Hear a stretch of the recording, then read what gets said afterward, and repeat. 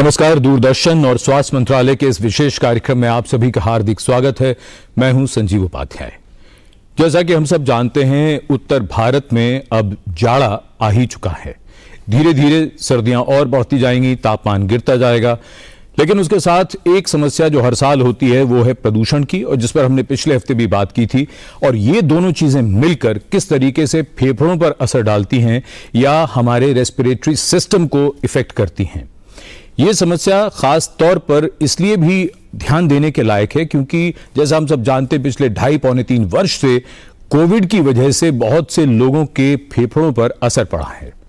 कुछ को ये मालूम है और कुछ को ये असर तब मालूम होता है जब उन्हें किसी तरह की समस्या होने लगती है।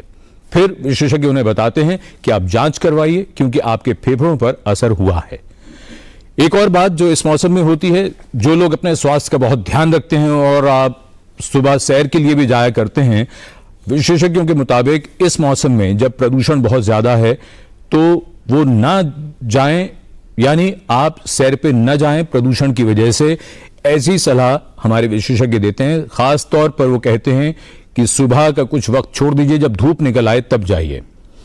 लेकिन अगर किसी को रेस्पिरेटरी प्रॉब्लम्स या लंग्स में, फेफड़ों में कोई संक्रमण होता है तो फिर करना क्या है? रहना भी यही है, प्रदूषण का सामना भी करना है। और सबसे बड़ी चीज, जैसा कि अप्रैल के महीने में प्रधानमंत्री ने कहा था कि कोविड अभी गया नहीं है, कोविड रूप बदल रहा है, उसका खतरा भी अभी है। अभी पता नहीं ये लड़ाई कितनी और चलेगी। मामले कम हैं, इसलिए बहुत अच्छा लगता है कि कोविड अभी शांत है। लेकिन हमें अपनी लापरवाही की वजह से कोई नुकसान नहीं उठाना है। और करना क्या है, भला विशेषज्ञों से बेहतर हमें कौन बता सकता है। तो स्टूडियो में बहुत स्वागत डॉक्टर अनंत मोहन, जो professor and head pulmonary medicine, critical care and sleep disorders, Akhil Bharatiya Ayurvigyan संस्थान एम्स से। हमारे साथ स्टूडियो में डॉक्टर राजीव दासगुप्ता, आप professor, centre of social medicine and community health, Jawaharlal Nehru university से। और हमारे साथ जुड़ रहे हैं डॉक्टर परवेज कौल, जो डायरेक्टर हैं शेर Kashmir institute of medical sciences और प्रोफेसर हैं पल्मोनरी मेडिसिन के, श्रीनगर से। बहुत स्वागत डॉक्टर परवेज कौल आपका भी। और चर्चा की शुरुआत डॉक्टर राजीव दासगुप्ता आपसे। सबसे पहले हम यही समझने की कोशिश करें कि जो सर्दियां आती हैं तो उत्तर भारत या भारत के अधिकांश हिस्से में किस तरह की स्वास्थ्य समस्याएं बढ़ जाती हैं? सर्दियों में जो है दो तरह की समस्याएं ज़्यादा होती है। एक है जिनकी ऑलरेडी क्रॉनिक रेस्पिरेटरी कंडीशंस हैं, जैसे COPD यानी लंग डिसऑर्डर्स, या जो ज़्यादा स्मोकिंग का जिनका हिस्ट्री है, या एस्मा है, ब्रोंकियल एस्मा है। ये और कॉम्प्लिकेट हो सकता है या इसके और तीव्र अटैक हो सकती है। और जो एक्यूट इन्फेक्शंस हैं, जो कॉमन कोल्ड जैसे बहुत ही माइल्ड बीमारियों से लेके फ्लू, एक्यूट ब्रोंकाइटिस, निमोनिया तक ख़तरनाक बीमारी हो सकती है। और कोविड की जिक्र आपने की, कोविड है, लेकिन कोविड इस समय एक माइल्ड रूप का धारण कर चुका है। हम ये समझ सकते हैं कि कोविड एक एंडेमिक स्टेट से गुजर रहे हैं भारत में, जबकि विश्व भर में ये अभी तक पैंडेमिक है। Pandemic has not been withdrawn. लेकिन एक अच्छी बात यह है कि 8 नवंबर, जो 2 दिन पहले की बात है, इस फर्स्ट डे जब 0 कोविड डेथ्स हुए भारत में आफ्टर 30 मार्च 2020। तो इसको हम निश्चित तौर पे एक माइलस्टोन समझ सकते हैं। जी डॉक्टर अनंत मोहन, अगर हम पूरे रेस्पिरेटरी सिस्टम की बात करें तो अभी जो हालात हैं, जैसे मौसम अब ठंडा होना शुरू हो गया, अगर प्रदूषण इसके साथ, क्योंकि अभी भी लोगों को लगता है कि कहीं हाथ पर खरोंच लगती है, खून निकलता है तो उनको समझ में आता है कि चोट लगी है, इसकी देखभाल करनी है। लेकिन प्रदूषण किस तरीके से हमारे लंग्स को, हमारे फेफड़ों को, हमारे पूरे सिस्टम पर असर डाल रहा है, खास तौर पर तब जबकि हम एक महामारी से भी जूझ रहे हैं। हाँ, देखिए, ये एक्चुअली दोनों चीज़ें एक दूसरे पे ऐड अप कर रही हैं। एक तो जैसे मौसम की आपने बात करी, सर्दी के मौसम में वैसे भी सर्दी, ज़ुकाम, इस तरह की बीमारियां ज़्यादा ही होती हैं। जो नॉर्मल होते हैं उनको भी ज़्यादा होती हैं, क्योंकि वातावरण अंदर इरिटेट करता है, वायरसेस होते हैं, तो उस तरह से इसके ऊपर अगर कोरोना जैसा पैंडेमिक आ जाए, वो एक खतरनाक तरीके से आया भी था, अभी भी है, चाहे वो निमोनिया करे, चाहे वो भी सिंपल एक अपर रेस्पिरेटरी इन्फेक्शन करे, बट वो एक एड ऑन है। तीसरा पैरामीटर है जो प्रदूषण, आपने पोल्यूशन की बात करी, तो अगर एनवायरनमेंट में और वातावरण में ये सारे पार्टिकल्स, इतने टॉक्सिक पार्टिकल्स इतने मात्रा में होते हैं, वो एक सोर्स होते हैं और एडेड इन्फेक्शन के भी। जैसे वायरस पार्टिकल्स हों, वो भी एक नाइडस हो जाता है कि वायरस पार्टिकल्स के ट्रांसमिशन के लिए वायरल इन्फेक्शंस भी बढ़ते हैं, बैक्टीरियल इन्फेक्शंस भी बढ़ते हैं और फंगल इन्फेक्शन बढ़ने की चांस भी है। तो ओवरऑल इन्फेक्शन बढ़ने की चांस है जब एटमॉस्फेयर और वातावरण खराब हो, क्योंकि उसमें ऐसे बहुत सारे पार्टिकल्स होते हैं और वही पार्टिकल्स वैसे भी अगर अंदर जाए तो हम जानते ही हैं कि उनका लॉन्ग टर्म इफेक्ट कितना खराब होता है हमारे लंग्स और फेफड़ों के लिए। जी, डॉक्टर परवेज कौल, आपके पास आना चाहेंगे और ये समझना चाहेंगे कि अगर हम पूरे उत्तर भारत की बात करें, जहां इस मौसम में सर्दी बहुत ज़्यादा पड़ती है और आने वाले कुछ महीने हम सब देखेंगे सुर्खियां बन जाती हैं, क्योंकि कहीं झीलें जमती हैं, कहीं पानी जम जाता है नलों में। अगर हम गर्मी और सर्दी के हिसाब से समझना चाहें, कितना फर्क होता है या कितना असर होता है मौसम का रेस्पिरेटरी प्रॉब्लम्स पर? देखिए, जो भी रेस्पिरेटरी, जैसे डॉक्टर ने बताया कि या तो इन्हों को हो सकता है, इन्हें एक्यूट इन्फेक्शन होता है सर्दियों में, या जो लोग होते हैं जिनको क्रॉनिक रेस्पिरेटरी डिजीज पहले से ही होती है और उनकी एक्सेसरबेशन हो जाती है। सो ये दोनों चीजें हो सकती हैं विंटर्स में ज्यादा, और उसका वजह है क्योंकि विंटर्स में वायरसेस का जो एक्टिविटी होता है वो बहुत ज्यादा हो जाता है कंपेयर टू अदर मौसम है। उन वायरसेस का एक्टिविटी देखा गया है कि सीजनैलिटी के हिसाब से विंटर्स में, जैसे टेम्परेट क्लाइमेट की बात करें, जो हमारा समर होता है वो साउदर्न हेमिस्फीयर में विंटर होता है, तो वो टाइम पे उनके यहाँ एक्टिविटी ज्यादा हो जाती है। जो हमारा विंटर है यहाँ पे, स्पेशली जहाँ पे सीवियर विंटर होता है, जो नॉर्थ की बात कर रहे थे आप, तो वहाँ पे रेस्पिरेटरी इन्फेक्शंस का जो फ्रीक्वेंसी होता है और सिवियरिटी होता है वो बहुत ज्यादा हो जाता है compare to the summer months. और डॉक्टर अनंत ने बोला इसका एडेड एक फैक्टर होता है पोल्यूशन, वो भी इन्हीं टाइम पे ज्यादा असर कर जाता है, क्योंकि कोल्ड एंड ड्राई एयर जो रेस्पिरेटरी सिस्टम का म्यूकोजा होता है उसके लिए इंजूरियस होता है। जी, तो गर्मियों के मुकाबले अगर देखें तो मामले क्या कोई आंकड़ों में हम बता सकते हैं, कोई इस तरह की कोई स्टडी है कि कितना प्रतिशत बढ़ जाते हैं इस तरह के मामले और किन लोगों में ज्यादा बढ़ते हैं? डॉक्टर परवेज कौल। परसेंटेज के हिसाब से नहीं बोलेंगे। अगर वायरल इन्फेक्शंस की बात करें तो इंडिया में हमने देखा है, बहुत जगह स्टडी की हुई है कि इंडिया एज अ होल एक नॉर्दर्न हेमिस्फीयर में है।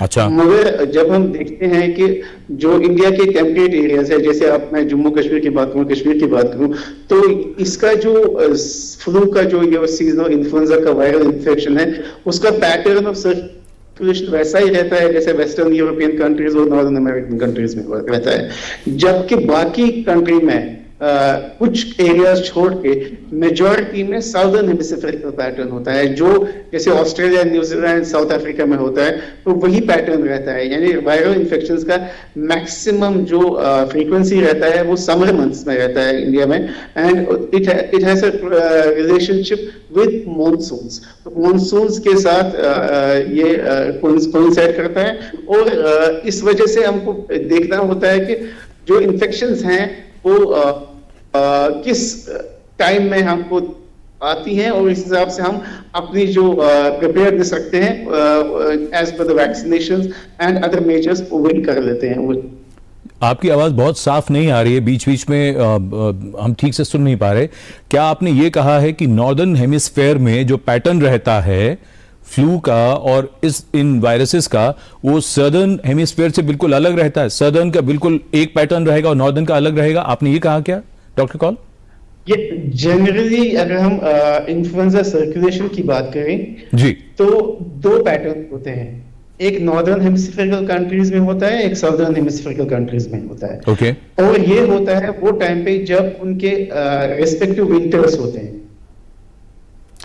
ये कुछ कॉल साहब, तकनीकी समस्या आ रही है, उसे भी ठीक करते हैं। डॉक्टर राजीव दास गुप्ता, आप कुछ कहना डॉक्टर चाहें? कॉल का ये कहना है कि सादर्न हेमिस्फीयर में विंटर्स में जो सर्वेलेंस की जो ट्रेंड्स दिखता है जी, नॉर्दर्न हेमिस्फीयर मोर और लेस वही फॉलो करता है।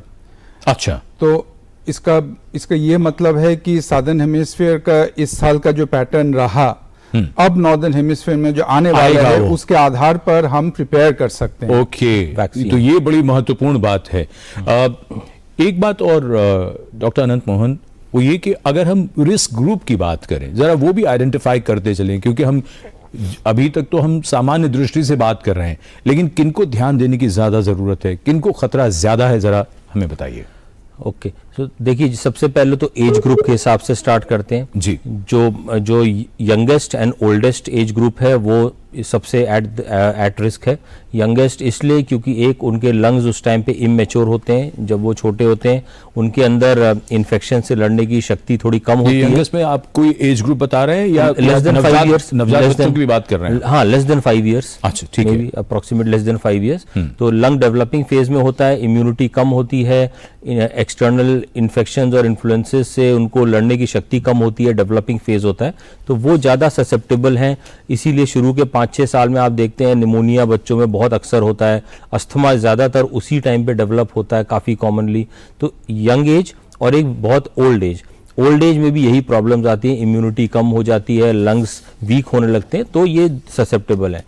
प्लस इसके अलावा जिन लोगों को ऑलरेडी एयरवे रिलेटेड बीमारियां हैं, अस्थमा हो गया, क्रोनिक ऑब्स्ट्रक्टिव पल्मोनरी डिजीज हो गया, या टीबी हो गया, हमारी कंट्री में जिनको ट्यूबरकुलोसिस लंग्स का हो गया, कई बार बहुत एक्सटेंसिव टीबी हो जाती है जो लंग्स के काफ़ी हिस्से को ख़राब करती है, फिर वो एक स्कारिंग हो जाती है और वो रिकवर नहीं कर पाती कई बार, तो वो उनके अंदर भी लंग फंक्शन कम होता है, इन्फेक्शंस का चांस ज़्यादा। एक बार इन्फेक्शन हो गया तो रिकवरी मुश्किल होने लग जाती है क्योंकि नॉर्मल लंग कम बचता है। तो जिनको ऑलरेडी लंग डिजीज़ है वो एट हायर रिस्क हैं, प्लस जिनको और इम्यूनो कॉम्प्रोमाइज स्टेट्स हैं, फॉर एग्जांपल जिनको मान लीजिए किसी और तरह का कैंसर है, कैंसर की दवाई चल रही है, कीमोथेरेपी चल रही है, ये सारे इम्यूनिटी को डाउन करती है, तो इन्फेक्शन वगैरह से लड़ने की शक्ति कम होती है, चाहे वो स्टेरॉइड्स ले रहे हो, डायबिटीज अनकंट्रोल्ड हो, ऐसे बहुत सारे कंडीशंस हैं, ये सब एट रिस्क हैं। आपने एक बात की कि लंग फंक्शन जिनमें कम हो जाता है, तो कम हो जाता है, ये कैसे पता चलेगा? क्या कोई व्यक्ति जान सकता है उसके सांस फूलती रहेगी या कुछ और भी होगा उसको? सांस अगर फूले तो डेफिनेटली लंग फंक्शन कम है, बट हमारे पास कुछ तरीके हैं ये जानने के कि लंग फंक्शन कैसे कम हो रहा है। एक स्पायरोमेट्री टेस्ट होता है जिसमें एक मशीन होती है, उसमें जो मरीज है वो जोर से फूंकता है और उसमें एक ग्राफ और कुछ पैरामीटर्स आते हैं जो लंग के फंक्शन को बताते हैं, तो इससे पता चल सकता है। बट हाँ, उसके अलावा भी थोड़ा अगर आदमी सतर्क रहे, अगर उसको ये समझ में आया उसके वो काम नहीं कर पा रहा जो पहले कर पाते थे, जल्दी सांस फूल रही है, पहले 4 सीढ़ी चढ़ लेते थे, 4 फ्लोर, अब 3 में भी सांस फूल रही है, ये ऐसे स्टेप्स, ये ऐसे सिचुएशंस हैं जब उनको इस समझ में आना चाहिए कि हाँ अब चेक कराना चाहिए। जी, डॉक्टर परवेज कौल आपके पास आना चाहेंगे, अगर डॉक्टर परवेज कौल से हमारा संपर्क है। डॉक्टर परवेज कौल, आप हमें सुन पा रहे हैं? जी, मैं सुन रहा हूँ। जी, जो बात अभी सामने आई है वो इस बात को लेकर है कि किनको खतरा ज्यादा है, जिसमें डॉक्टर अनंत मोहन ने विस्तार से बताया, और खास तौर पर लंग फंक्शन जिनका कॉम्प्रोमाइज है, जिनका कम है। कोविड के बाद बहुत से लोगों को ये शिकायत है कि कई लोगों को उनको सांस फूलती है, चलते हैं तो थक जाते हैं, रुकना पड़ता है, सीढ़ियां चढ़ने में दिक्कत होती है। आप ऐसे लोगों को कोई सलाह देना चाहेंगे या बताना चाहेंगे उनके बारे में कि किनको ज्यादा ध्यान रखने की जरूरत है इस मौसम में? देखिए, कोविड एक ऐसी बीमारी है जिसके बारे में हम अभी भी सीख रहे हैं। We are understanding the disease as yet. जो भी वायरल इन्फेक्शन इससे पहले हम मैनेज करते थे, वो इन्फेक्शन होता था एंड जनरली ठीक हो जाता था। पर कोविड एक ऐसी बीमारी है जिसने रिकवरी के बाद भी पेशेंट्स को सिम्टम्स दे दिए, और सिम्टम्स ऐसे रहे कि किसी को खांसी है, किसी को सांस लेने में दिक्कत आती है, और किसी को एक्सटेंसिव डैमेज होता है लंग्स में, जो माइल्ड से लेकर बहुत सीवियर तक हुआ है, और फाइब्रोसिस, लंग स्कारिंग हो गई है, होती है, और उसके लिए हमको बिल्कुल दवाइयां भी देनी पड़ी, और किसी केस में हमको लंग ट्रांसप्लांटेशन भी करना पड़ा। सो ये कोविड एक ऐसी बीमारी है जिस ये पॉसिबिलिटी जरूर रहती है कि पोस्ट कोविड सिम्टम्स हो जाएं, और रेस्पिरेटरी सिस्टम के हवाले से अगर आपको सिम्टम्स हैं तो डॉक्टर के पास कंटिन्यूसली जाना चाहिए, और दे विल टेल यू कि क्या इन्वेस्टिगेशंस चाहिए। कभी कोई इमेजिंग चाहिए, कोई स्पायरोमीटरी चाहिए जो डॉक्टर अनंत बोल रहे थे, या कोई और चीजें चाहिए जिसकी वजह से उनको डायग्नोसिस हो, और मे बी सब्सिक्वेंटली उनको मैनेजमेंट का एक प्लान बन जाए उसके हिसाब से। जी, हम अपने दर्शकों को वो फ़ोन नंबर भी बताना चाहेंगे जिस पर फ़ोन करके वो प्रश्न कर सकते हैं, क्योंकि आज का विषय ही इतना महत्वपूर्ण है, सर्दियां और रेस्पिरेटरी इन्फेक्शंस, और ख़ास तौर पे कोविड, जबकि अभी तक गया नहीं है। वो नंबर नोट करें, आपके टेलीविज़न स्क्रीन पर वो नंबर आ रहा है। दिल्ली का STD कोड 011 और उसके बाद स्टूडियो का नंबर है 23097532। डॉक्टर राजीव दास गुप्ता, आपके पास आना चाहेंगे और ये समझना चाहेंगे, जब आपने जीरो डेथ वाली जो डेट बताई 8 नवंबर की, एक और बात जो समझ में आती है वो ये कि इस समय उत्तर भारत में, तो खासकर बाकी भारत के हिस्सों का मुझे ज्ञान नहीं है, आप बताएं कि बहुत ज़्यादा मामले इस तरह के देखे जा रहे हैं जब घरों में कई लोगों का गला खराब है, जुकाम के लक्षण हैं, बुखार है, इस तरह के लक्षण हैं। और एक कुछ समय पहले ही, अभी हफ्ते 10 दिन पहले, एक स्टोरी थी इस बात को लेकर कि कोविड के इन लक्षणों को जरूर ध्यान में रखें। तो पहली बात तो यह है कि एक तो अब सबने मान लिया है कि ये कोविड हो नहीं सकता, कोई टेस्ट करा नहीं रहा। क्या पूरी तरह से हम ये मान के चले कि ये जो सब लक्षण हैं ये सिर्फ एक वायरल जुकाम है और ये कोविड नहीं है? क्या कहेंगे आप? नहीं, लक्षण जो है वो मिलता जुलता है, चाहे वो कॉमन कोल्ड हो, उसके जो शुरुआती जो सिम्टम्स हैं, रनिंग नोज या आंखों से पानी निकलना, तमाम वही लक्षण हैं। शुरुआती तौर पे यही कॉमन सिम्टम्स हैं। वीकनेस भी है उसमें, वीकनेस है। हाँ। लेकिन अगर आपको फ्लू हो रहा है तो नेचुरली उसमें फीवर ज़्यादा होंगे, वीकनेस होगी, मोर सिवियर सिम्टम्स। मैं एक्चुअली आपसे समझना ये चाह रहा था कि ये जो इतना ज़्यादा जो मामला है, ज़्यादातर घरों में देखा जा सकता है, एक व्यक्ति को हुआ घर में, फिर उसके बाद औरों को भी हो रहा है। आपको क्या लगता है ये प्रिवेल कर रहा है इस वक्त, है ऐसा? और दिल्ली में तो घरों में दिख ही रहा है। इसमें दो बातें हैं, अगर कोविड नहीं है तो ये आर्ग्यू करने के लिए कोविड टेस्ट जरूरी है। हाँ। और कोविड के तो टेस्ट लोग कर लेते हैं, लेकिन बाकी के जो इन्फेक्शन नहीं करते, उसके टेस्टिंग नहीं होती। डॉक्टर अनंत मोहन से यही सवाल। डॉक्टर अनंत मोहन, आपको क्या लगता है ये जो तमाम लोग हैं जिनको इस तरह के लक्षण हैं, आप कहीं शक की सुई भी आती है कि क्या इनमें से किसी का कोविड का टेस्ट होना चाहिए? जी हाँ, क्योंकि लक्षण इतने सिमिलर हैं, तो बहुत सारे वायरसेस हैं। एक सबसे कॉमन इन्फ्लुएंजा यानी फ्लू, दूसरा आजकल कोविड। तो इसलिए अगर एक किसी को ऐसा सिम्टम आ रहा है, ये बात सच है कि आजकल कई लोग टेस्ट नहीं करा रहे हैं, क्योंकि अभी ऐसा हो रहा है, थोड़ा माइल्ड इन्फेक्शन है, लोगों को लगता है टेस्ट कौन कराए, अपने आप ठीक हो जाएगा। बट ठीक भी हो जाता है ज़्यादातर, बट कई बार दूसरों को फैल भी जाता है। जो दूसरा घर में है उसको ज़्यादा सीवियर हो सकता है। मान लीजिए कोई ओल्ड एज है, कुछ है, तो टेस्ट कराना एक मतलब अच्छा आइडिया रहेगा। अगर सिम्टम है, घर में किसी को भी ऐसा होता है तो हाँ, टेस्ट कराना अच्छा आइडिया रहेगा, क्योंकि जैसे आपने बोला अभी कोविड खत्म तो हुआ नहीं, और इसी तरीके से पहले भी वेव आई थी, जो हमने सोचा था कि नहीं होगा, लेकिन फिर से एकदम से वेव आई थी। तो वेव तो आ सकती है, वो अलग बात है कि और इन्फेक्शन भी हो सकता है। इन्फ्लुएंजा के टेस्ट नहीं कराते, इन्फ्लुएंजा का भी टेस्ट लगभग इसी तरीके से होता है। थ्रोट स्वैब, नेजल स्वैब, वो भी PCR टेस्ट है, वो भी इन्फ्लुएंजा बताता है। उसका ट्रीटमेंट अलग है। जैसे स्वाइन फ्लू, वो भी इन्फ्लुएंजा है, H1N1, वो भी 5-6 साल पहले यहाँ बहुत जोरों से आया था। उसके खिलाफ वहाँ पर टैबलेट और मेडिसिन भी है, बट वो भी टेस्ट नहीं कराते लोग। सो अच्छा रहेगा अगर ये टाइमली टेस्ट हो जाए, कम से कम पता लगे कोविड है तो उसका इलाज करें, अगर कोविड नहीं है, मान लीजिए H1N1 है, तो उसका भी कुछ टेस्ट है। यही सवाल डॉक्टर परवेज कौल, मैं चाहूंगा आप भी अपनी टिप्पणी दें, क्योंकि बहुत घरों में ये है कि लोग इस ऐसे लक्षणों के बाद जब ठीक भी हो जाते हैं तो बहुत से लोग कहते हैं कि हमें काफ़ी खांसी है, खांसी नहीं जा रही है, क्या टेस्ट कराना चाहिए? बेहतर है।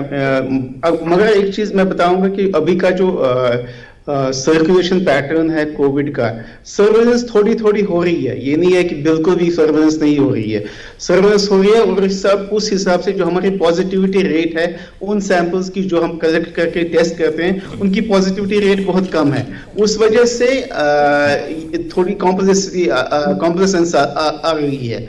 और मगर बेहतर यही है कि एक टेस्ट है जो दोनों चीजों का टेस्ट करता है, आप इन्फ्लुएंजा का भी और कोविड का भी। तो वो टेस्ट अगर कराया जाए, मोर फ्रीली मोर वाइडली यूज किया जाए, तो एटलीस्ट हमको पता चले कि ये फ्लू है या कोविड है। क्योंकि फ्लू और कोविड के बगैर भी रेस्पिरेटरी वायरसेस वैसे हैं जो बिल्कुल ऐसे ही सिम्टम्स करते हैं, जिनको शायद आपको ज्यादा दवाई देने की जरूरत नहीं पड़ती है, और वो खुद ही टाइम के बाद ठीक हो जाते हैं। डॉक्टर कौल, आपने दवाई की बात कही, दवाई पर भी हम जरूर चर्चा करेंगे, लेकिन फिलहाल रजनीकांत गुप्ता हैं छत्तीसगढ़ से हमारे एक दर्शक फोन लाइन पर। तो रजनीकांत जी, बहुत स्वागत आपका, सवाल पूछिए, क्या जानना चाहते हैं बताइए। सर ये क्या है, पहले मेरे को कोविड हुआ था सर, और अभी मैं जब चढ़ता हूँ सीढ़ी तो सीने में दर्द करता है और सांस फूल जाता है। आपकी उम्र कितनी है और आपको कब हुआ था कोविड? ये मेरा उम्र है 58 साल सर। ओके, 58 साल। 58। और कोविड कब हुआ था आपको? कोविड हुआ था मेरे को 2022 में। इसी साल हुआ? जी जी। ठीक है, डॉक्टर अनंत मोहन, क्या कहना चाहेंगे आप इनको? तो पहले तो यही जानना चाहेंगे कि कोविड से पहले क्या इनको बिल्कुल सांस नहीं फूलती थी? आप लाइन पर हैं रजनीकांत जी, सुन रहे हैं? जी। डॉक्टर अनंत मोहन आपसे सवाल पूछ रहे हैं, कुछ जवाब दीजिए। क्या आपको कोविड इन्फेक्शन से पहले बिल्कुल सांस की दिक्कत नहीं थी? ये सांस की दिक्कत उसके बाद ही शुरू हुई है? उसके बाद सांस की दिक्कत नहीं थी सर, कोविड के बाद ही सांस की दिक्कत थी। ओके। अगर उसके बाद ही हुई है तो मेरे हिसाब से, और आपको लगता है कि ये आपके डेली एक्टिविटीज में बाधा डाल रही है, तो आपको जरूर एक बार चेक करा लेना चाहिए, एक बार देख लेना चाहिए कि सांस जो कोविड की वजह से लंग्स में कोई ऐसा इन्फेक्शन तो नहीं हुआ जो अभी भी लंग्स को डैमेज कर रहा हो। और अगर जो भी है फिर आई थिंक उसका इलाज कर सकते हैं। एक आध छोटा मोटा टेस्ट होता है, जैसे स्पायरोमेट्री बोला, फेफड़ों का पावर और फेफड़ों का ताकत देखने के लिए, ये, और एक आध और जरूरत पड़ेगी तो एक्सरे, ये करा के इसका आइडिया लग सकता है, बट इनको दिखाना चाहिए। जी डॉक्टर अनंत मोहन, जो डॉक्टर परवेज कौल ने बात कही थी दवाई को लेकर, तो उन्होंने कहा कि दवाइयाँ हैं। एक बात बताइए, अब चूंकि लोग टेस्ट भी नहीं कराते, ये वो चीज़ें हैं जो हम अपने आसपास देखते हैं, किसी का गला खराब हुआ, हल्का बुखार आया, खांसी हुई, बलगम का रंग हल्का सा बदला, वो किसी और का ही पर्चा घर में से निकाला, वही एंटीबायोटिक की कितनी भूमिका है, सवाल ये। और क्या एंटीबायोटिक इस तरीके से देना क्या ठीक रहता है, चाहे वो फ्लू हो या कोविड? देखिए, पहली बात, एंटीबायोटिक का क्या रोल है, डिपेंड काफ़ी कुछ करता है कि किस तरह का उनको प्रॉब्लम्स हैं। शुरू में हर इन्फेक्शन बुखार के साथ शुरू होगा, गला खराब होगा, थोड़ी सी खांसी हो सकती है, नाक बह सकती है, ये सब 4-5 चीज़ें, लेकिन हर एक में एंटीबायोटिक की ज़रूरत बिल्कुल भी नहीं होती, ये पहली बात है। इसलिए किसी और का पर्चा उठा के या अपने आप से एंटीबायोटिक बिल्कुल शुरू नहीं करना चाहिए। ये एक मेजर प्रॉब्लम है एंटीबायोटिक रेसिस्टेंस की वर्ल्ड वाइड, और आगे जाके ये बहुत प्रॉब्लम और भी होगी। एंटीबायोटिक शुरू ना करें तुरंत। बेटर तो यही होता है, अगर 1-2 दिन में लोकल इलाज, पैरासीटामोल खा लीजिए, गरारे कर लीजिए, खांसी की दवा है ले लीजिए, लेकिन अगर उससे नहीं ठीक होता तो डॉक्टर को टाइमली दिखाएं। और अगर बलगम का रंग बदल के, जैसे मान लीजिए पीला या हरा हुआ, तो ये सोच सकते हैं कि कोई बैक्टीरियल इन्फेक्शन हुआ है, तो उसके लिए एंटीबायोटिक का हाँ जरूरत पड़ सकती है। बट अगेन वो माइनॉरिटी, ज़्यादातर वो माइनॉरिटी होती है, ज़्यादातर इसकी ज़रूरत नहीं पड़ती। अब आप कह रहे हो एंटीबायोटिक की कोविड में क्या रोल है, कोविड में भी ऐसा कोई रोल नहीं है, क्योंकि ज्यादातर जो इन्फेक्शंस गले के हैं वो वायरली होते हैं, और वायरल एंटीबायोटिक काम नहीं करती, एंटीबायोटिक काम नहीं करता, बैक्टीरिया पे करती है, बैक्टीरिया पे करती है। ये हो सकता है कुछ केसेस में कि वायरस इन्फेक्शन आगे जाके बैक्टीरिया से के इन्फेक्शन उसके ऊपर आ जाए। ये थोड़ा इसको जरा स्पष्ट कर दीजिए दर्शकों को, उनको बात समझ में आ जाए ये वाली। कि स्टार्टिंग में वायरल इन्फेक्शन हो, ठीक है, सर्दी जुकाम गला खराब जो भी है, बुखार होता है, लेकिन ज्यादातर वायरल इन्फेक्शन 2-3-4 दिन में अपने आप ठीक हो जाता है बिना सीवियर सिम्टम किए। तुरंत एंटीबायोटिक खाने की जरूरत नहीं होती। हाँ, अगर बाद में मान लीजिए 4-5 दिन के बाद भी फीवर नहीं कम हुआ या कम होने के बाद बढ़ गया या बलगम का रंग बदला, पीला हुआ, हरा हुआ या ऐसा कुछ हुआ, इम्प्रूवमेंट के बाद फिर बिगड़ गई, मतलब वायरल इन्फेक्शन तो था शुरू में, वो ठीक भी हो रहा हो या ना हो रहा हो, लेकिन बाद में बैक्टीरिया ने ऊपर से इन्फेक्शन कर दिया, तब एंटीबायोटिक की जरूरत पड़ सकती है। ये मैं बताना चाह रहा हूँ, लेकिन ये ज्यादातर माइनॉरिटी में ही होता है, ज्यादातर नहीं होता है सर। यानी एंटीबायोटिक की जरूरत नहीं है, वायरल मेजॉरिटी में नहीं है। ज्यादातर में, और डॉक्टर की सलाह से ही ली जाए। सबसे बड़ी चीज ये है, अपने से इलाज ना करें। बहुत सी और महत्वपूर्ण बातें भी जानेंगे इस विषय पर एक ब्रेक के बाद। लहलहाती फसल, भरे पूरे खेत खलिहान, हर किसान का बस यही अरमान। लेकिन कभी बारिश, कभी बिजली, कभी ओला, कभी सूखा। प्रकृति का तो नहीं मगर नुकसान का उपाय है। AIC से फसल बीमा। Agriculture insurance company of India limited. AIC। Got it। सोचिए, अगर असल जिंदगी में ऐसी हालत हो तो कितनी मुश्किलें होती हैं, लेकिन शुक्र है बैंकिंग के लिए नहीं। अगर आपकी उम्र 70 साल से अधिक हो या आप दिव्यांग हो तो बैंक आपको कुछ जरूरी बैंकिंग सुविधाएं घर बैठे बैठे दे सकता है। RBI कहता है, जानकार बनिए, सतर्क रहिए।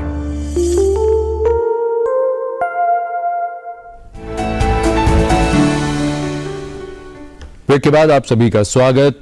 सर्दियां आ रही हैं और ऐसे में फेफड़ों के संक्रमण बढ़ जाते हैं। बहुत ध्यान रखना है अपना और क्या करना है। अता लखनवी का एक शेर है, वो ये कहते हैं कि खिरामा खिरामा पहाड़ों से चलकर अब आएगा जाड़ा भी बरसात पी के। बरसात जा चुकी है, जाड़ा आ चुका है और मौसम तो बदल ही रहा है। हमारे एक दर्शक हैं टेलीफोन लाइन पर, बहुत स्वागत आपका। अपना नाम बताइए और सवाल पूछिए, क्या जानना चाहते हैं बताइए। हेलो। हस्तिमल जी। जी हाँ सर। जी हस्तिमल जी, सवाल पूछिए। हेलो। हम सुन पा रहे हैं आपको, आप सवाल पूछिए। जी सर, सवाल ये है कि मैं कोविड का पेशेंट हूँ। अच्छा। और सांस की ऐसी कोई दिक्कत थी नहीं मेरे, और ये कोविड के बाद ऑक्सीजन लगी, और फिर ये है कि खेत का थोड़ा सा काम करता हूँ तो थक जाता हूँ, सीढ़ियाँ चढ़ता हूँ तो थक जाता हूँ, और पढ़ाई में एकाग्रता भंग होती है। मतलब कि पहली लाइन पढ़ी और चौथी लाइन पढ़ते हुए पहली लाइन में क्या पढ़ा ये याद नहीं रहता था, और दिनचर्या भी, मतलब शाम तक दिनचर्या भी याद नहीं रहती ढंग से कि क्या हो रहा है। और पहले काफी अच्छी एकाग्रता थी, काफी लंबे समय की मेमोरी याद रह जाती थी। डॉक्टर परवेज कौल, आपने इनका सवाल सुना, आप बताना चाहेंगे इनको? ये दो चीजें, एक तो वीकनेस और ब्रेथलेसनेस जो कह रहे हैं, उसके लिए वही डॉक्टर अनंत साहब ने जो बोला कि इनको जाके चेक कराना चाहिए कि जो लंग्स के सिम्टम्स हैं वो किसी डैमेज की वजह से नहीं है, जो इनको दिखाना चाहिए और इवैल्यूएशन करनी चाहिए उसके लिए। दूसरी बात ये कह रहे हैं कि इनकी मेमोरी में इफेक्ट आया है, और वो एक सिम्टम जरूर हुआ है पोस्ट कोविड पेशेंट्स में, जिनको कोविड होने के बाद उनकी मेंटल फॉगिंग हुई, मेंटली वो मेमोरी लॉस हुआ है, और बहुत से केसेस ऐसे आए हैं, एंड बहुत रिवर्स भी हुए हैं और बहुत स्लोली कंटिन्यू भी किए हुए हैं। बेहतर है कि इनको एक डॉक्टर की एक निगरानी में रहना चाहिए, वो एक फिजिशियन और इनको रेस्पिरेटरी सिम्टम का भी इलाज कर सकता है और मेंटल फॉगिंग का भी प्लान बना सकता है। कोविड की ये जो बाद की समस्याएं हैं ये बहुत लोगों में हैं, बहुत लोग महसूस कर रहे हैं कि कोविड से पहले उनका जीवन कैसा था और कोविड के बाद किस तरह से उनके स्वास्थ्य पर असर पड़ा है, शारीरिक भी और मानसिक भी। डॉक्टर राजीव दास गुप्ता, ये हम समझना चाहेंगे इस समय कोविड की पूरी स्थिति क्या है दुनिया भर में, हम क्या तस्वीर देखते हैं?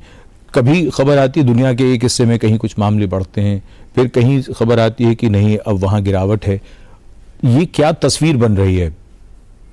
जहाँ तक भारत का सवाल है, जो एवरेज डेली केसेस जो हैं वो इस समय 1000 के नीचे हैं। अब आज के 850 900 इस रेंज में है। वीकली एवरेज अभी भी 1000 के आसपास है, क्योंकि अभी एक डाउनवर्ड ट्रेंड पे है। बट टेस्टिंग कितनी है? टेस्टिंग भी काफी कम हो चुकी है, लेकिन अल्टीमेटली जो मैटर करता है टेस्ट पॉजिटिविटी रेट, हाँ। वो इस समय 1.1% है, 1.1%। ठीक है। ये बहुत लो है। लो इसलिए और भी है क्योंकि इस समय ओमिक्रॉन के ही डिफरेंट सब वेरिएंट्स हैं जी। ओमिक्रॉन के पीक पे वीकली पॉजिटिविटी रेट 25, 30, ज्यादा था। 35% भी रहा जी है। जी। लेकिन इवन नाउ इस समय जो भी उतर चढ़ाव है डेली या वीकली केसेस में, हॉस्पिटलाइजेशन या कॉम्प्लिकेटेड केस या डेथ्स वो नजर नहीं आ रहे। इन अदर वर्ड्स ये बहुत ही माइल्ड केसेस हैं। इसके दो कारण हैं मुख्यतः। एक ये है कि काफी लोगों को नेचुरल इन्फेक्शन हो चुका है कम ज्यादा जी, और वैक्सीनेशन की कवरेज भी बहुत ही हाई है भारत में। टोटल जो है वो 220 करोड़ डोजेज लग चुके हैं। 12 से 14 साल में भी 4 करोड़ डोजेज ऑलरेडी लग चुके हैं first dose. So vaccination coverage हमारी अच्छी रही है। दुनिया भर में ऐसे भी देश है जहां वैक्सीनेशन के प्रति कुछ जो गोष्ठियां हैं वो अभी तक वो एक्सेप्ट नहीं कर रहे हैं या कम एक्सेप्ट कर रहे हैं। ये ज़रूर है कि भारत में बूस्टर का अपटेक कम है। थर्ड डोज जो है, प्रिकॉशन डोज जो है बूस्टर, वो कम है। और हम जैसे लोग जिन्होंने बिल्कुल शुरू में बूस्टर ले लिए थे, हमारे भी करीब करीब 1 साल होने जा रहे हैं। लेकिन unless there are dramatically new mutations जी, हम ये आशा कर सकते हैं कि ये माइल्ड रूप ही चलेंगे अभी कुछ दिनों। डॉक्टर अनंत मोहन, इस मौसम में खास तौर पर जिनको कोई समस्या हो रही है, आपने जैसे हमारे 2 दर्शकों को भी कहा कि वो जांच करवाएं, वो जाएं विशेषज्ञ को दिखलाएं। किस तरह की जांच होती है? एक तो आपने स्पायरोमेट्री का आपने उदाहरण दिया था, इसके अलावा एक्सरेज हैं या सीटी स्कैन्स हैं, और HRCT का बड़ा जिक्र हुआ था खास तौर पर कोविड की दूसरी लहर डेल्टा के दौरान। तब ये भी बात आई थी कि HRCT न कराएं जब तक कि डॉक्टर ना कहें, क्योंकि उसमें रेडिएशन बहुत होता है। जरा इस बात को भी स्पष्ट करें कि वो क्या क्या टेस्ट है, क्या जांच है, जिससे तुरंत ये पता चलेगा कि अब कुछ इंटरवेंशन की जरूरत है। जी, तो टेस्ट डिपेंड करेगा सिम्टम के ऊपर। अभी हम जैसे बात कर रहे हैं रेस्पिरेटरी, तो हम रेस्पिरेटरी मान के चलें। अगर उनको इतने सिम्टम्स हैं अभी भी, एक जैसे कोविड अक्यूट इन्फेक्शन 5-7 दिन से लेके करीब 10-15 दिन में ज़्यादातर ख़त्म हो जाता है जी। एक पोस्ट कोविड सिंड्रोम जो जिसे हम कहते हैं लॉन्ग कोविड जिसे कहते हैं, अलग अलग नाम से जाना जाता है। कोविड के 4 हफ्ते बाद, कुछ लोग कहते हैं 8 हफ्ते बाद, कुछ लोग कहते हैं 12 हफ्ते के बाद भी अगर सिम्टम्स चलते रहे तो वो पोस्ट कोविड या लॉन्ग कोविड में बोला जाता है जी। उस तो हम लोग शुरू के 1-8 महीने तक इतना बॉदर नहीं करते, बट अगर इनको रेस्पिरेटरी सिम्टम किसी को बढ़ गए या खत्म ही नहीं हो रहे, चले जा रहे हैं, सांस फूले जा रही है, खांसी आए जा रही है, तब हमको उनका आई थिंक सबसे सिंपल तरीका स्पायरोमेट्री होता है। स्पायरोमेट्री से लंग का पावर या फंक्शंस पता चलते हैं, कैपेसिटी पता चलती है। उससे आइडिया लग सकता है कि इनका अंदर सब ठीक है कि नहीं। अगर स्पायरोमेट्री नॉर्मल है तब कम से कम हम इतना संतुष्ट हैं कि लंग को सिग्निफिकेंट डैमेज नहीं है, फिर हम और कोई कारण ढूंढें। बट अगर स्पायरोमेट्री में प्रॉब्लम है तब हम आगे बढ़ के कुछ और कर सकते हैं। एक्सरे कर सकते हैं। एक्सरे एक सिंपल टेस्ट है, एक्सरे में मोटा मोटा प्रॉब्लम पता चल जाएगा, बट सिंपल वायरल इन्फेक्शन में एक्सरे में ज़्यादातर कुछ नहीं आता। लेकिन अगर स्पायरोमेट्री खराब है और सिम्टम चल रहे हैं तब नेक्स्ट स्टेप हमें एक HRCT कर लेना चाहिए। लेकिन इसी सिचुएशन में ये नहीं होना चाहिए जैसे आपने बोला कि जिसको भी सांस फूल रही हो सबका CT scan up front start हो जाए, वो बिल्कुल भी एडवाइजेबल नहीं है। और ये डेल्टा वेव में हुआ भी था कि CT स्कैन पहले दिन ही सब कराए चले जा रहे थे, बिकॉज उस टाइम पे तो CT स्कैन एबनॉर्मल आएगा ही कि निमोनिया है, चाहे हल्का सा भी हो। CT स्कैन इतना सेंसिटिव है, वो छोटा सा भी निमोनिया पिकअप करेगा, फिर पैनिक होने लग जाता है। तो बट इसी सिचुएशन में 2-3 महीने के बाद स्पायरोमेट्री खराब है, सांस फूल रही है या खांसी चल रही है, CT स्कैन HRCT करा सकते हैं। उसके हिसाब से आगे का जो भी कुछ हमको करना है वो डिसीजन लें। जी, हमारे एक दर्शक हैं टेलीफोन लाइन पर उत्तर प्रदेश से, आशीष कुमार। आशीष जी, बहुत स्वागत। क्या जानना चाहते हैं, बताइए। नमस्कार सर। नमस्कार। 29 अक्टूबर को 10 दिन पहले मुझे बलगम में ब्लड आया था, तो मैंने एक्सरे भी कराया डॉक्टर की सलाह पे, उसमें भी कुछ नहीं निकला। और AFB TB का टेस्ट भी कराया तो उसमें भी कुछ नहीं निकला। और CT स्कैन का रिपोर्ट अभी नहीं आया है सर। तो मैं जानना चाह रहा था कि ये पहले हेपेटाइटिस की शिकायत है पिछले 10 दिन पहले ही हुआ था, तो इसमें क्या क्या सावधानियां बरतनी चाहिए और सर कैसे इसको ट्रीट करें। बलगम में ब्लड आ रहा है सर, 5 से 10 ml पर डे के हिसाब से। रोजाना आ रहा है? हाँ सर। और ये 29 अक्टूबर को पहली बार आया था आपने बताया? पहली बार आया था जी सर। जी डॉक्टर परवेज कौल, आपने इनका सवाल सुना? बलगम के साथ या थूक के साथ खून आना एक सिम्टम हो सकता है एक माइल्ड इन्फेक्शन का, जिसे एक्यूट म्योकार्डिटिस कहते हैं, से लेकर एक खतरनाक बीमारी के, इस सब डिजीजेस की वजह से हो सकता है। और इवैल्यूएशन जरूरी है। टीबी का टेस्ट हुआ है, बहुत अच्छी बात है कि टीबी नहीं है, और रूटीन इन्वेस्टिगेशंस कह रहे हैं ठीक है। तो ये एक डेफिनेट केस है जिसको इवैल्यूएशन चाहिए, और एक विशेषज्ञ के पास जाके वो देखेंगे कि बहुत से कॉजेज हैं, रूल आउट करने होते हैं। ज्यादा लोगों में जो हेमोप्टिसिस होता है तो एक्यूट ब्रोंकाइटिस की वजह से होता है, वो जनरली ठीक हो जाता है। मगर अगर प्रोलॉन्ग रहे, स्पेशली हायर एज ग्रुप में, तो इवैल्यूएशन बहुत जरूरी है, और उसके लिए हमको बहुत से टेस्ट करने पड़ते हैं। कभी कभी इमेजिंग करनी पड़ती है, इसमें एक्सरे या सीटी स्कैन चाहिए, क्योंकि हमको ये समा भी देखना पड़ता है, जिसको ब्रोंकोस्कोपी कहते हैं। वो भी कोई टेस्ट चाहिए होते हैं, वो बताते हैं, हम एक स्टेप चल के देखते हैं कि नेक्स्ट स्टेप क्या होना चाहिए। डॉक्टर कौल, आपकी आवाज लगातार कम ज्यादा हो रही है, कुछ मामला है, ठीक करते हैं उसे। डॉक्टर अनंत मोहन, आपने जो बात सामने रखी थी, उसी बात को जरा आगे बढ़ा लेते हैं थोड़ा सा। आपने स्पायरोमेट्री फंक्शन में आपने ये बताया कि अगर उसमें अगर कुछ समस्या आ रही है तो फिर आगे और जांच करनी है। बहुत से लोगों के मन में ये प्रश्न होगा, खासतौर पे जो दर्शक हमें फ़ोन कर रहे हैं, उसके बाद किसी को भी जो कोई संक्रमण हुआ है, चाहे वो कोविड के बाद उनकी सांस फूलने लगी है, ये सब, तो लंग को, फेफड़े को जो किसी भी प्रकार की जो क्षति हो जाती है, क्या वो रिवर्सिबल है? क्या वो ठीक हो सकती है? आज समस्या हुई, क्या 2 साल बाद, 6 महीने बाद, क्या उसे बिल्कुल ठीक किया जा सकता है? देखिए, ये तो डिपेंड करेगा कि किस चीज़ से इन्फेक्शन हुआ। जैसे तो कई चीज़ें हैं जो रिवर्सिबल हैं पूरी तरीके से। ज़्यादातर वायरल इन्फेक्शंस जो निमोनिया होते हैं वो भी रिवर्सिबल होते हैं।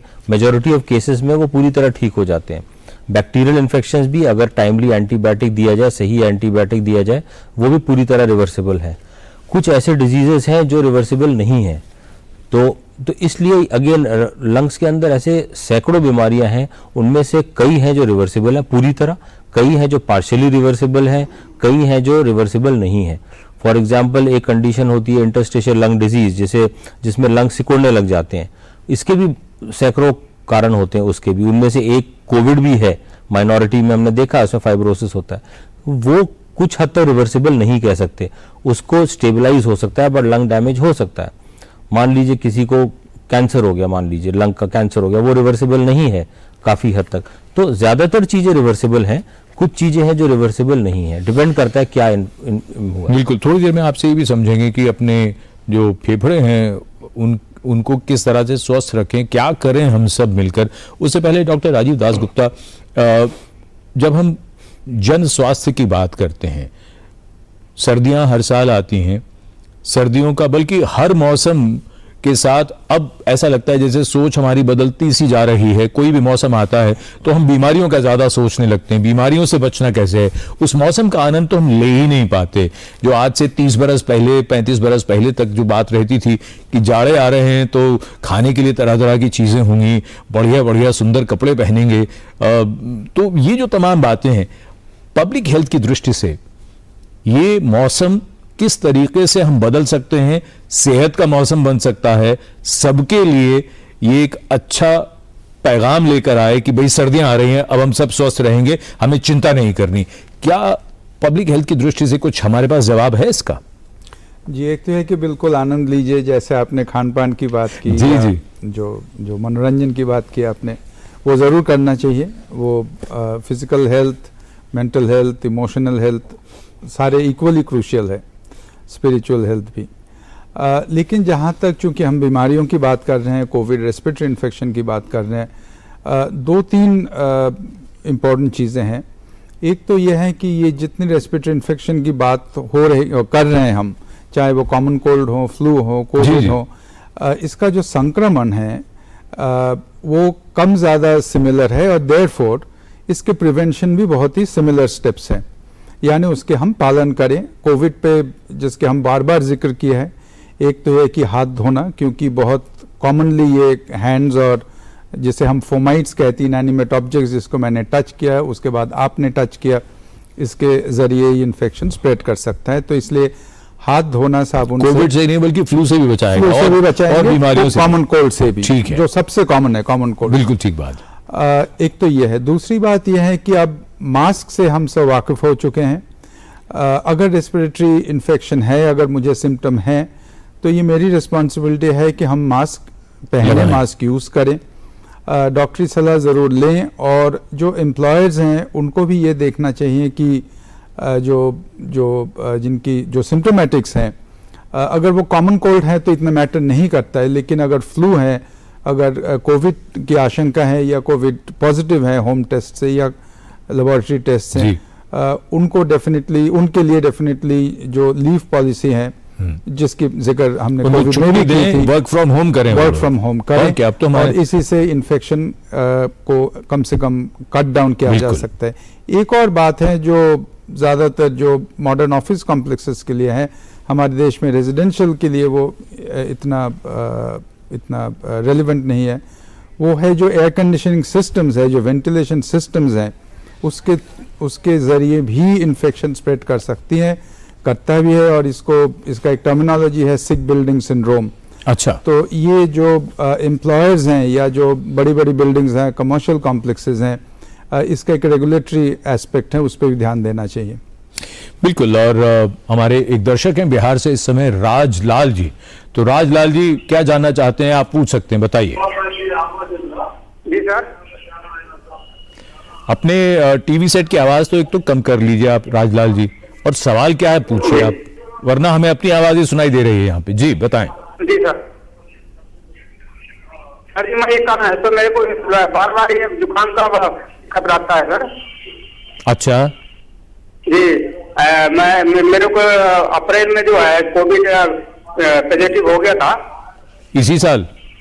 हाँ, लेकिन ये दवाई मैं लिया था, 1-2 एंटीबायोटिक, उसके बाद फिर ठीक हो गया जी मेरे को। अच्छा, तो अब समस्या क्या है आपको? जी अब क्या दिक्कत है आपको राजलाल जी? ये 10-15 रोज में के बाद जो है ना, जुकाम का इन्फेक्शन हो जाता है। अच्छा अच्छा, कितनी उम्र है आपकी? जी, कितनी उम्र है आपकी? 50 करीब। ठीक है, अनंत मोहन जी बताइए। इनको बार बार जुकाम हो जाता है, बार बार जुकाम हो जाता है, ये बहुत लोगों को होता है, मौसम बदलता है। कुछ लोग तो कहते हैं कि भाई हर साल की कहानी है हमारी, ये मौसम जब सर्दियां आती हैं और सर्दियां जाती हैं हमें जुकाम जरूर होता है, तो क्या करें? तो वो तमाम लोग राजलाल जी के साथ साथ वो भी सुन लें। जी, ये बहुत कॉमन है, ये अब तो और ज्यादा कॉमन हो गया। हो सकता है, चांसेस है इनको एलर्जी टेंडेंसी होगी, मोस्ट प्रोबेबली एलर्जीज आजकल बढ़ रही हैं। एलर्जी भी एक बहुत बड़ा अलग ही एक टॉपिक और एक ऐसा हेल्थ प्रॉब्लम है, बिल्कुल एनवायरनमेंट से रिलेटेड है ये, जो जहाँ पे अर्बन लाइफस्टाइल, जहाँ पे ये एनवायरनमेंट खराब, जहाँ पे ऐसे काम ये करते हो कई जो कि सांस में ऐसी चीजें जाती हैं, एलर्जी टेंडेंसीज उनको हैं। कईयों को एलर्जी टेंडेंसी बचपन से है, कुछ को किसी कपड़े से है, कुछ को किसी खान पान से है, हो सकता है इनको भी किसी चीज से हो या जनरली हो।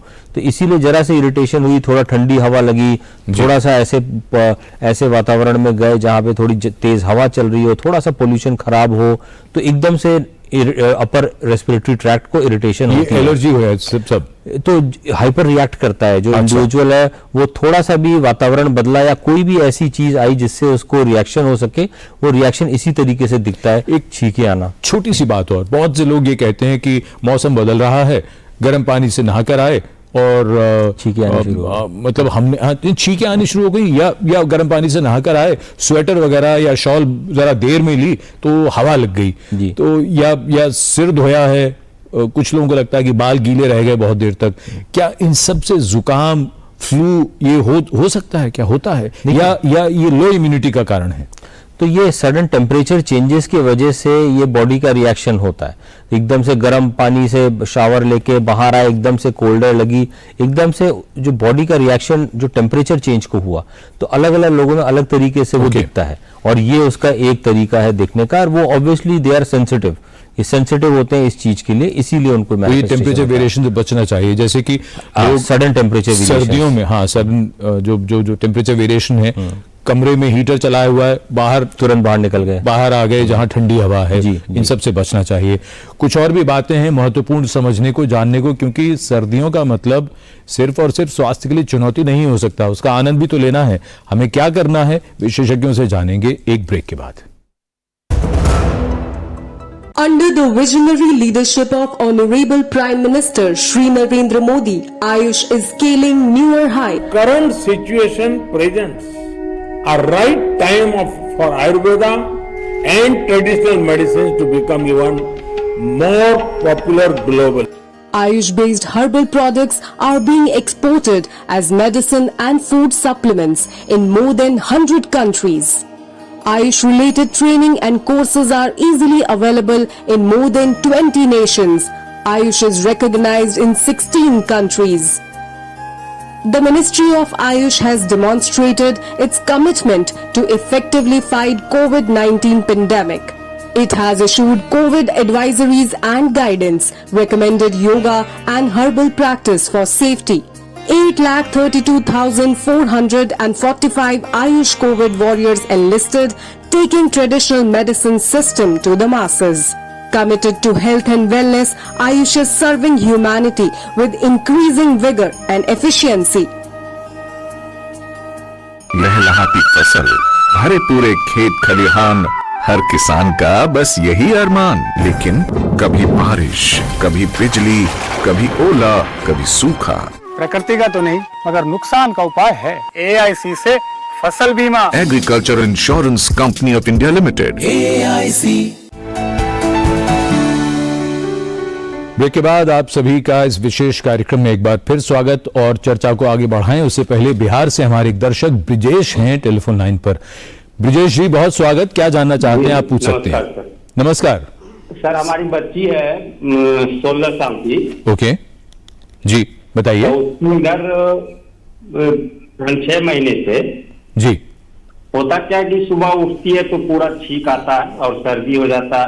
कंपल्सरी पर डे ही ऐसा होते रहता है जी, और कुछ उपचार भी करते हैं तो कुछ दिन ठीक रहता है, उसके बाद नियमित होते ही रहता है जी। पूरा छींक आता है, आंख लाल हो जाता है, तो फिर गर्म पानी या जो भी होता है थोड़ा घरेलू उपचार उसको किया जाता है।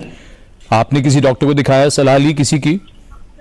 सर एक बार सलाह लिया गया था, तो सर वो बीटाडिन, गार्लिक और कुछ एंटीबायोटिक सब चलाए थे। तो फिर वही कंटिन्यू है। उसके बाद मौसम चेंज हुआ है तो अभी तो पर डे होता है। जी जी जी, वो डॉक्टर अनंत मोहन ने थोड़ी देर पहले चर्चा की थी इस तरह की, आपने वो जरूर सुनी होगी। डॉक्टर परवेज कौल, आप सुन रहे हैं इनका प्रश्न?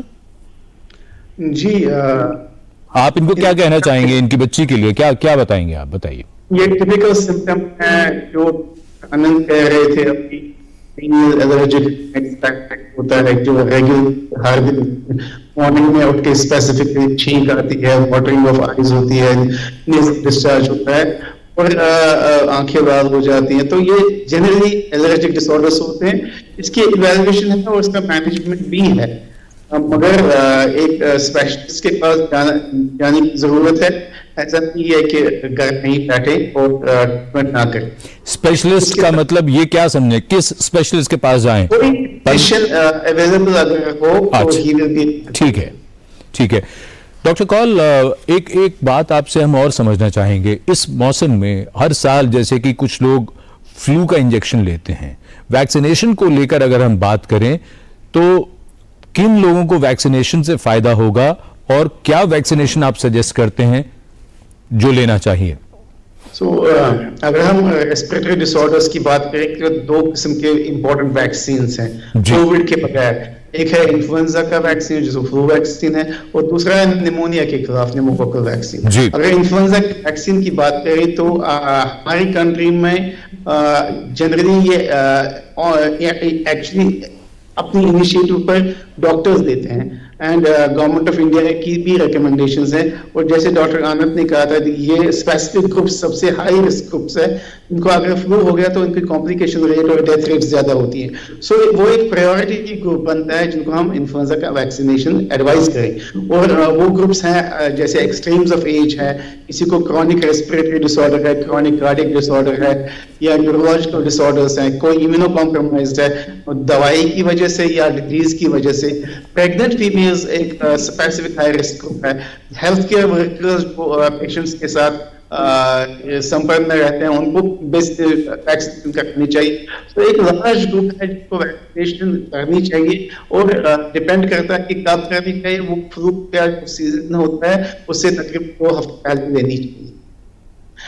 उसके अलावा जो निमोनिया की वैक्सीन है वो उसके लिए भी स्पेसिफिक एज ग्रुप्स हैं, और निमोनिया की वैक्सीन या तो एक ही बार लेनी चाहिए और उसके 65 ईयर्स के बाद एक बार एक वैक्सीन है, या 19 से लेकर 65 साल तक जो एडल्ट्स हैं उनको अगर क्रॉनिक डिसऑर्डर्स है उनमें लेनी चाहिए, और बच्चों में तो देते ही हैं। डॉक्टर अनंत मोहन, यही सवाल हम आपसे भी जानना चाहेंगे। कुछ हमें लग रहा है कि शायद ऑडियो का वो यही कह रहे हैं, 2 तरह का वैक्सीन, एक तो इन्फ्लुएंजा का, एक इन्फ्लुएंजा का। निमोनिया के भी 2 तरह के वैक्सीन होते हैं, एक वो जो सिर्फ एक टाइम लगाया जाता है, वंस ओनली, और एक होता है जो 5-5 साल पे लगाया जाता है। 2 तरह के वैक्सीन है, दोनों के थोड़ा सा कंपोनेंट्स में फर्क है। तो जो रेलेवेंट डॉक्टर्स हैं वो एडवाइस करेंगे। उसका भी वही एज ग्रुप है, वही रिस्क फैक्टर्स, वही रिस्क ग्रुप्स हैं जिनके कौन लोग जरूर लगवाएं, किसको जरूर लगवाना चाहिए? Extreme of age, old age वालों को लगाएं, जिनको सीवियर ओल्ड एज मतलब हम इसको क्या माने? यहाँ पे तो एक्चुअली 50 to 55 ऑनवर्ड्स भी देना का है, बट 60-65 ऑनवर्ड्स तो जरूर वो लगाएं। प्लस जिनको सीवियर इम्यूनो कॉम्प्रोमाइज कंडीशन है, for example diabetes, kidney disease, chronic kidney disease, HIV, cancers, या जो कैंसर कीमोथेरेपी पे चल रहे हैं, इस तरह के लोगों को, जिनको क्रोनिक रेस्पिरेटरी डिजीज, पहले से ही लंग डिजीज है, जिनको पहले से ही हार्ट डिजीज है, ये लोग हैं जिनको जरूर लगवा लेना चाहिए। जी, अब समय को देखते हुए डॉक्टर परवेज कौल, अब आपसे शुरू करते हैं इस राउंड को, और आप क्या हमारे दर्शकों को बताना चाहेंगे, उनका खान पान कैसा हो, उनकी दिनचर्या कैसी हो, कि अब जो आने वाले 2-3 महीने हैं उसमें उनकी सेहत को कोई खतरा ना हो, और किसी भी तरह का अगर कोई संक्रमण उनको उनके फेफड़े में हो रहा है, उनको कुछ सिम्टम्स ऐसे आप जरूर बताइए कि जिसको नजरअंदाज ना करें और तुरंत किसी विशेषज्ञ के पास जाएं। ये 2-3 चीजें सामने आई हैं। जो कोविड अप्रोप्रिएट बिहेवियर है वो काफी हद तक हमको हेल्प करता है। ये कोविड के टाइम पे ओवर क्राउडिंग अवॉइड करें, अगर आप बीमार हैं तो दूसरों के साथ इंटरेक्ट ना करें, अगर कोई बीमार है तो उसके साथ इंटरेक्ट ना करें, रेगुलर हैंड वॉशिंग करें, और जैसे डॉक्टर साहब कह रहे थे कंटामिनेटेड सरफेसेस को टच ना करें। तो ये काफी हद तक आपको हेल्प करेगा कि आप इन्फेक्ट ना हो। मास्क यूजफुल रह सकती है, और आपने पहले ही बताया कि मॉर्निंग्स में अवॉइड करें बाहर जाना, और अगर आपको सिम्टम्स होंगे, कफ है, ब्रेथलेसनेस हो रही है, तो आपको डॉक्टर के पास जाना चाहिए। अगर रेस्पिरेटरी इन्फेक्शन के सिम्टम्स हैं तो बिल्कुल जाना चाहिए, और अगर डॉक्टर साहब चाहेंगे तो आपको टेस्ट कर सकते हैं और अप्रोप्रिएट ये देंगे, सलाह देंगे। वैक्सीन के हवाले से मैं बोलूंगा कि वैक्सीन लेना चाहिए, और अगर आप हाई रिस्क ग्रुप में हैं तो बिल्कुल जरूर लेना चाहिए। उससे आप खुद भी बच सकते हैं, और आप अपने रिलेटिव्स और फ्रेंड्स को भी बचा सकते हैं। जी, डॉक्टर अनंत मोहन, वो क्या चीजें हैं जो हम सबको जरूर करनी है? हमारे खान पान, हमारी जीवन शैली में कुछ बदलाव करना है क्या? किस तरीके से हम जो लंग्स के जो इन्फेक्शंस हैं, फेफड़ों के संक्रमण से अपने आप को किस तरह से बचा सकते हैं, और यहाँ तक कि किसी भी तरह के सर्दी जुकाम से भी? देखिए, ये तो जनरल रूल्स हैं, आई थिंक, जो हम सब हमेशा सबको बताते हैं, एक अपनी इम्यूनिटी अच्छी करने के लिए। बेसिकली क्या है कि अंदर इन्फेक्शन ना हो, और अगर हो तो जल्दी से हम उसको बाहर निकाल पाएं, अपने आप को ही क्योर कर पाएं। General good dietary advice, balance diet रखें, एक जनरल लेवल ऑफ एक्टिविटी भी ज़रूर मेंटेन करें। बाहर अगर एटमॉस्फेयर ठीक नहीं है या कोई और प्रॉब्लम है तो घर के अंदर ही करें, बट एक प्रॉपर शेड्यूल अपना बनाएं जिससे अपने आपके लंग्स और बाकी बॉडी जॉइंट्स वगैरह सब ठीक ठाक काम करते रहें। ये एक जरूरी है। ये भी नहीं होना चाहिए कि बिल्कुल बाहर पोल्यूशन का नाम से हम बिल्कुल ही बाहर जाना बंद कर दें। अगर बाहर नहीं जा पा रहे, घर के अंदर ऐसा कुछ करें, ब्रीदिंग एक्सरसाइजेस करें ताकि लंग्स का स्टेमिना थोड़ा बढ़ता चले जाए। खासकर जिनको इन्फेक्शन या रेस्पिरेटरी डिजीज है उनके लिए डिवाइसेस और तरीके हैं अवेलेबल, पल्मोनरी रिहैबिलिटेशन अवेलेबल है, टेक्निक्स अवेलेबल हैं उनको हेल्प करने के लिए कि लंग्स का स्टेमिना इंप्रूव हो। तो ये कुछ चीजें हैं जो नॉर्मली कर सकते हैं। बाकी डॉक्टर परवेज ने मेथड्स ऑल बताई दिए। बिल्कुल। चलते चलते डॉक्टर राजीव दासगुप्ता, जब बातें होती हैं कि अब सर्दियां आने वाली हैं, ये समस्याएं होंगी, अगर हम भविष्य की बात करें, फ्यूचर ऑफ विंटर्स की बात करें, आने वाले भविष्य में हम सर्दियों को किस तरीके से ज्यादा स्वास्थ्यप्रद या लोगों के लिए हितकारी कैसे बना सकते हैं, क्या करना होगा हमें पब्लिक हेल्थ की दृष्टि से, संक्षेप में हमें बताइए, समय बहुत कम है जी। एक तो अगर फ्यूचर की बात है तो ज़रूर हम क्लाइमेट चेंज के बारे में सोचते हैं। एक्सट्रीम्स ऑफ विंटर हो सकते हैं, एक्सट्रीम्स ऑफ टेम्परेचर जी। इसलिए जैसे हम बात कर रहे हैं कि एक जीवन शैली जो है वो स्वस्थ रखें। बच्चों के बारे में हमने ज़्यादा बात नहीं की, जबकि रेस्पिरेटरी इन्फेक्शंस बच्चों में बहुत ज़्यादा है जी। बच्चे ज़रूर अपना खेल कूद जारी रखें, खान पान जारी रखें, और जहाँ तक स्वास्थ्य सेवा की बात है, प्राथमिक स्वास्थ्य जो है, प्राइमरी हेल्थ केयर, वो स्ट्रेंथन करने की बहुत ज़रूरत है आगे और भी, ताकि ये जो इन्फेक्शंस है ये कॉम्प्लिकेटेड ना हो। इन्फेक्शंस हम पूरी तरह से प्रिवेंट नहीं कर सकते, लेकिन उसको हम अर्ली स्टेज पे टैकल कर सकते हैं। ये महत्वपूर्ण बात है कि संक्रमण अगर हो भी रहा है तो जटिल ना हो पाए, पहले ही उसकी जांच और रोकथाम हो जाए, उसका इलाज हो जाए। Doctor Rajiv Dasgupta, doctor Anant Mohan, doctor Parvez Kaul, आप तीनों विशेषज्ञों का बहुत धन्यवाद और इस चर्चा में शामिल होने के लिए, और हमारे दर्शकों का भी धन्यवाद इस कार्यक्रम को देखने के लिए। और चलते चलते शाहिद मीर के शेर के साथ हम बात को खत्म करना चाहेंगे। वही कहते हैं कि राग का वक्त निकल जाता है, सुर जब तक कायम होते हैं। हमारी तैयारी अगर पहले से हो तो फिर कोई समस्या आए तो हम उसका सामना बहुत बेहतर तरीके से कर पाते हैं। सर्दियों का आनंद लीजिए, संक्रमण से बचिए, मास्क भी लगाइए और ध्यान रखिए अपना। अगले कार्यक्रम में फिर मिलेंगे, तब तक के लिए नमस्कार।